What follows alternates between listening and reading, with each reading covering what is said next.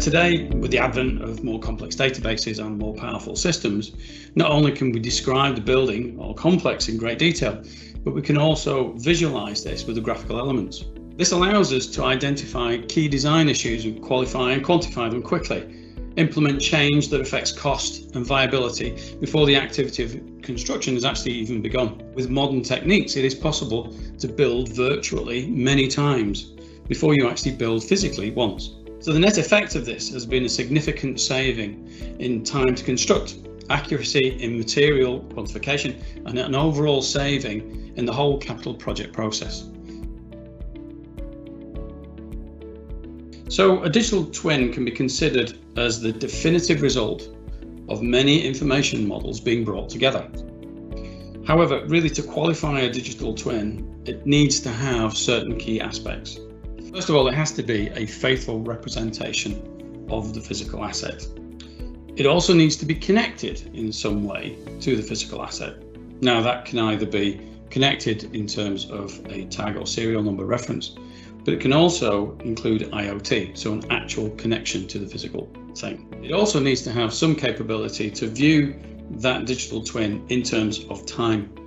What that means is that we could actually look at the facility and say, what did this facility look like? What was its status 6 months ago? But also we can project forward. What if I changed something about this facility? What would it look like in 6 months' time? So we can use these for things like energy saving, for example, or maybe modification to the asset. But the key thing for the digital twin is it must be providing ongoing value and benefit to the asset, because it actually does allow users and owners to undertake these what-if scenarios, and that in turn guides good decision making. The ISO standard, ISO 19650, is broken down into many parts that consider the different aspects of managing the process of building information models, such as project execution, operations, information exchange, and information security. But the key here is that BIM is considered a process. The standard does not describe software or models. See, the core tenets of the standard are as follows: keep all of your data centralized and avoid duplication wherever possible. Ensure responsibilities are clearly defined for those parties involved. Approach the project as a sequence of plain language questions, such that there is a wider adoption and a better understanding. Define your information requirements up front. Know what you're going to deliver. Consider how you will operate the facility. Finally, agree and communicate to all interested parties when a design has reached a point of effective suitability for any given stage.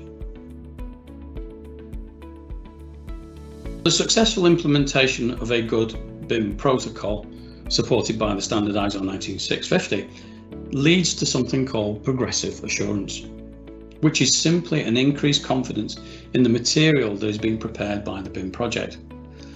This is counter to a typical project where data and designs are typically released en masse at the end of a stage or project. Gradual release of controlled amounts of data, which is easily understood and consumed, leads to a better understanding of the overall project. And when that consumption is also undertaken early by the operators of the facility, this enables much more frictionless transition into an operations. One of the biggest impacts on any given project is variation. Much of this variation occurs during construction.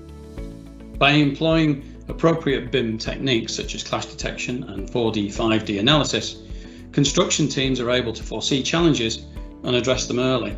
Reduction in risk and managing costs helps to achieve ROI faster. It's that simple.